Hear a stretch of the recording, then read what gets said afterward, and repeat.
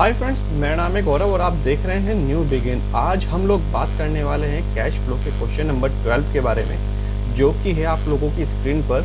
और अगर आपके पास ये मैं एडिशन भी आप लोगों को बता देता हूँ कि कौन से साल की बुक में है। ये है तो पिछले साल आई मीन 1920 में भी है और 2021 में भी था, और आपका ये इस साल ये 21 एंड 22 के एडिशन में भी है।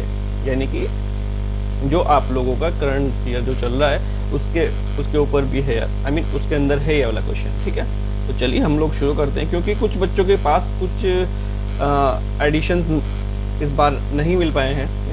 कुछ बच्चों को बुक्स नहीं मिल पा रही हैं क्योंकि लॉकडाउन चल रहा है, तो इस वजह से मैंने क्वेश्चन का भी आप लोगों को स्क्रीन पे शेयर कर दिया है। ठीक है, तो चलिए हम लोग फटाफट आगे एक बार देख लेते हैं, एक बार क्वेश्चन पढ़ लेते हैं, देन उसके बाद हम लोग कुछ आके देखेंगे, ज़्यादा ठीक रहेगा हमारे लिए। तो चलिए एक बार क्वेश्चन पढ़ लेते हैं। Calculate cash flow from operating activity from the following details. आपको शुरुआत में ही बोल दिया है इसने कि आपको कौन सी एक्टिविटी बनानी है। ये एक्टिविटी के लिए बोल रहा है, ऑपरेटिंग एक्टिविटी के लिए। जैसे कि आप लोगों को पता ही है कि कैश फ्लो में 3 तरह की एक्टिविटी होती है, ऑपरेटिंग और आपकी इन्वेस्टिंग एंड फिनेंसिंग। ठीक है, तो ये ऑपरेटिंग एक्टिविटी के बारे में बात कर रहा है, उससे आगे जाने के लिए ये नहीं बोल रहा है। ठीक है, तो चलिए एक बार देख लेते हैं।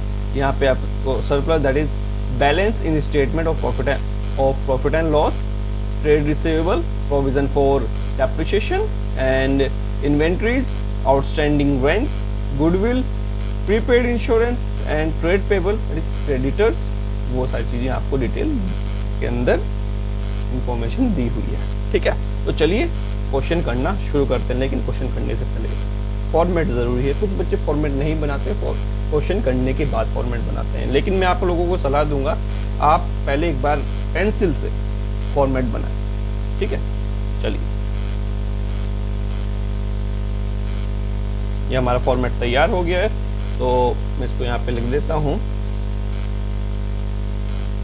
पेन दूसरा यूज करना पड़ेगा वरना देखने में प्रॉब्लम होगा।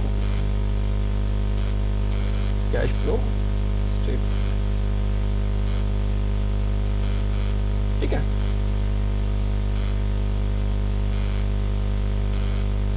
पर्टिकुलर्स यहाँ पर भी मैं लिख देता हूँ, अमाउंट लिख देता हूँ। ठीक है, AMT ब्रैकेट में रुपीज, क्योंकि सारा का सारा अमाउंट जो होगा हमारा रुपीज में होगा। यहाँ पे फाइनल अमाउंट हम लोग लिखेंगे। ठीक है, चलिए तो सबसे पहले लिखेंगे हम लोग प्रॉफिट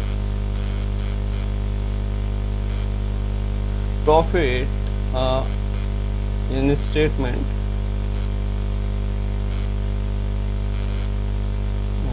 इन P&L।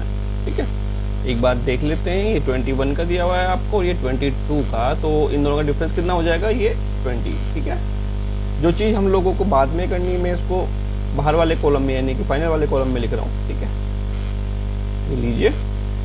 देन उसके बाद इसमें हमें इतनी जानकारी नहीं दी है ताकि हम लोग net profit before tax and extra ordinary items के अंदर जो भी आइटम्स आते हैं वो सारी चीज़ें इसके अंदर नहीं दी है। तो हम लोग आगे बढ़ेंगे जो उसके बाद का है, तो हम लोग लिखेंगे ऐड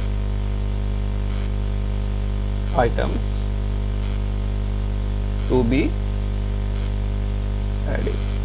ठीक है, चलिए तो सबसे पहले क्या आ जाता है देख लेते हैं कि भाई ये आप लोगों का ये आइटम हो गया, डेप्रिसिएशन हो गया, और आपका एक चीज़ और थी गुडविल, क्योंकि डेप्रिसिएशन, गुडविल अमोर्टाइज वगैरह और इंटरेस्ट वगैरह ये सारे के सारे इसके बाद ही आते हैं आइटम टू बी एडेड में। तो हम लोग लिख लेते हैं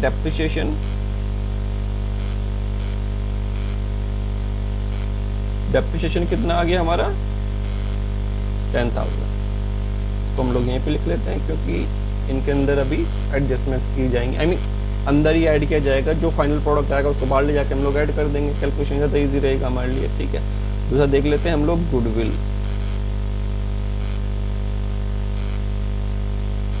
कितनी है?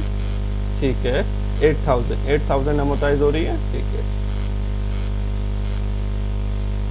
तो इन दोनों का सम करके हम लोग यहाँ बाहर लिख देंगे 18,000। चलिए आगे बढ़ते हैं। लेस के लिए एक बार आइटम देख लेते हैं। लेस के लिए तो कुछ ही नहीं है, तो हम लोग क्या, फिर हम लोग लिखेंगे operating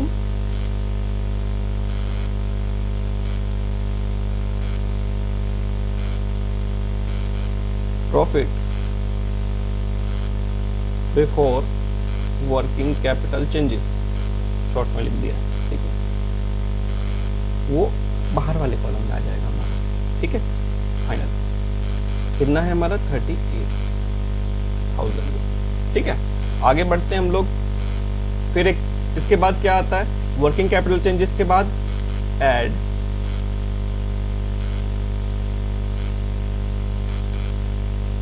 increase current liability, decrease in current.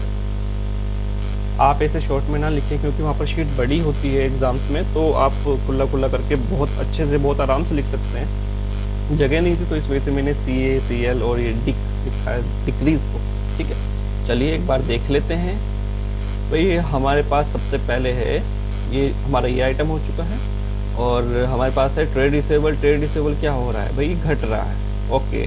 तो यानी कि ट्रेड रिसीवेबल हमारा करंट असेट्स है, और ये डिक्रीज को हम लोग ऐड करेंगे तो लिख देते हैं डिक्रीज ट्रेड रिसीवेबल किया। फिर दोबारा बोल रहा हूँ कि शॉर्ट में आप लोग प्लीज ना लिखें, ठीक है। 6,000 हम लोगों ने यहाँ लिख दिया है, इसके आगे मैं टिक कर देता हूँ। इन्वेंट्री आगे इन्वेंट्री बढ़ रही, लेकिन हम उसको नहीं लिखें क्योंकि ये लेस का पार्ट है, ये आप लोगों को ऑलरेडी पता है। रेंट है ये आउटस्टैंडिंग रेंट, ये घट रहा है, ये भी इसको लेस करेंगे। प्रीपेड इंश्योरेंस ये घट रहे हैं, हाँ इसको लिखेंगे हम लोग प्रीपेड इंश्योरेंस। ये हमारा आ गया डिक्रीज प्रीपेड इंश्योरेंस, डिक्रीज, इसको थोड़ा ठीक साफ सा लिखते हैं, ज़्यादा अच्छा लगेगा। चलिए डिक्रीज प्रीपेड इंश्योरेंस,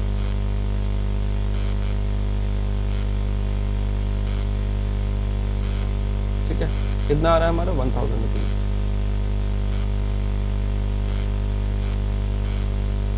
ठीक है। लेस क्या करेंगे हम लोग, increase in current assets, decrease in current liabilities, ठीक है। तो हम लोगों ने और क्या क्या हमारे पॉइंट्स बचे में, क्रेडिटर्स मैंने चेक कर लिया था लेकिन मैं बोल नहीं पाया, ठीक है। इन्वेंट्री की बात कर लेते हैं हम लोग। इन्वेंट्री क्या हो रही है हमारी, बढ़ रही है, तो इन्वेंट्री इंक्रीज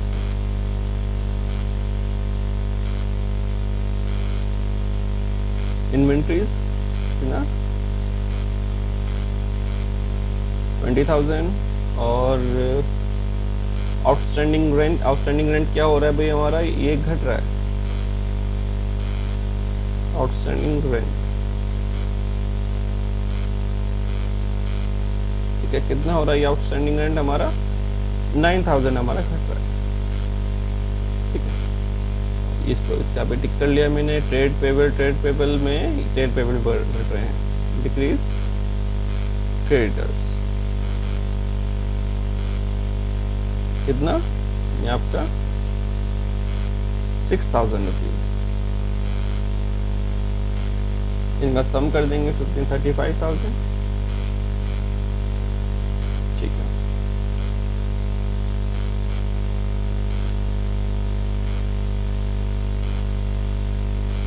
चलिए एक और, हाँ इसके आगे हम लोग ब्रैकेट का भी टिक लगाएंगे भैया, इसी का ध्यान रखिएगा। अब यहाँ पर लिखते हैं हम लोग,